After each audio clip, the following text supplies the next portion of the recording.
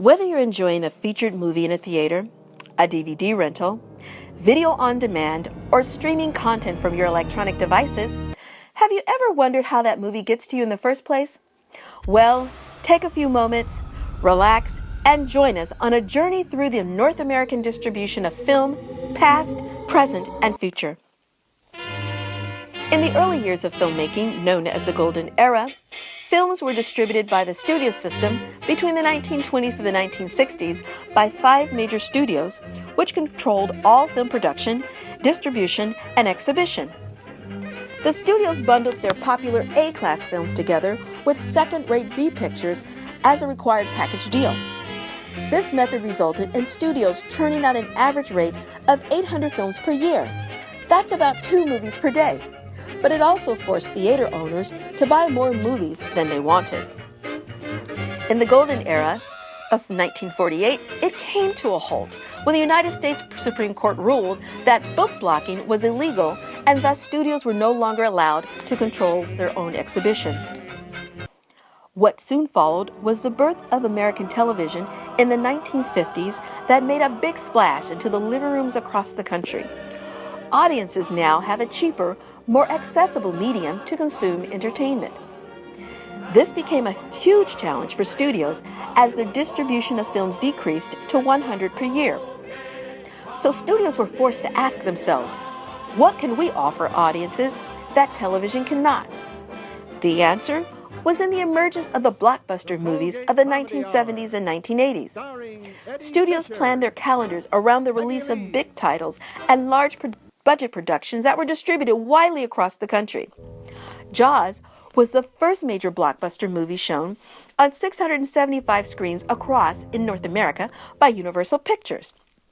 This set in motion a whole new way of movie entertainment, and other blockbusters like Star Wars and Back to the Future of the 1980s craze soon followed. With the studios focused primarily on blockbusters, it opened the door for the birth of the many major distributors like New Line Cinema and Miramax that made films once deemed not financially viable by the major studios. The enormous success of these indie films could not be ignored when they generated box office returns on a micro budget and followed by opening their own specialty distribution divisions. Such divisions distributed films in a limited release screens in key markets and based on word of mouth and critical praise that would later expand to a wider release. Alongside the rise of independent distribution methods, there was a new source that would profoundly impact the film business in North America: the VHS and the DVD.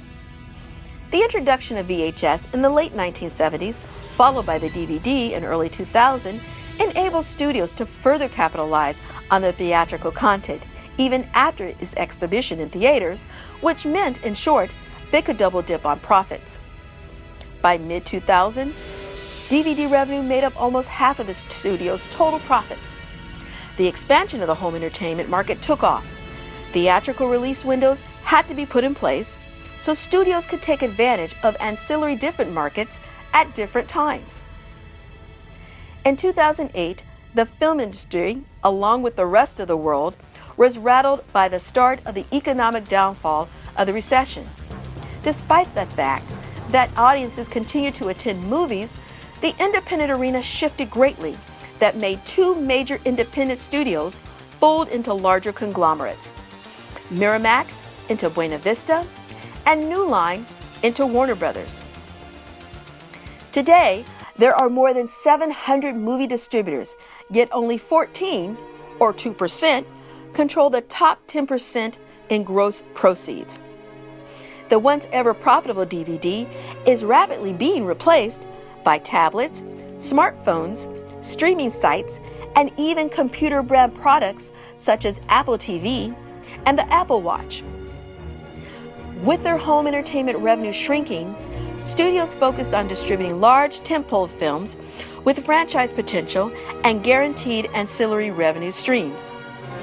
In 2015, tentpole films are now distributed on an increased number of as many as 4,276 screens for The Avengers: Age of Ultron. And also today, studios are distributing an average around 20 titles a year, with the drop in theater admission of 6% that occurred last year, 2014, across North America. They have also changed their distribution tactics by releasing major tentpole films as early as March and as late as November to ensure not to crowd the summer months. Streaming, an entirely new form of film and video distribution, has also emerged. Not only are video-on-demand services replacing DVD rental purchase, but films are now being produced with the intent of being distributed solely on a digital platform. Later in 2015, the sequel to Crouching Tiger, Hidden Dragon will be released simultaneously on Netflix and in IMAX theaters. With a drop in DVD revenue, distributors are pushing for a narrowing of the theatrical window to ensure that content gets to streaming platforms faster. And with the studio distribution so focused on franchise, there is a window for more content-driven film. Thus, many major independent studios such as STX, Lionsgate, and Summit Entertainment are coming to the forefront to distribute content that is being ignored by the studios, just as Miramax and New Line did back in the 1980s, bringing us full circle. From the golden era of film distribution to the digital distribution we have today, there is no doubt that the new platforms of technological advances in North American distribution will continue to engage us and excite us for years to come.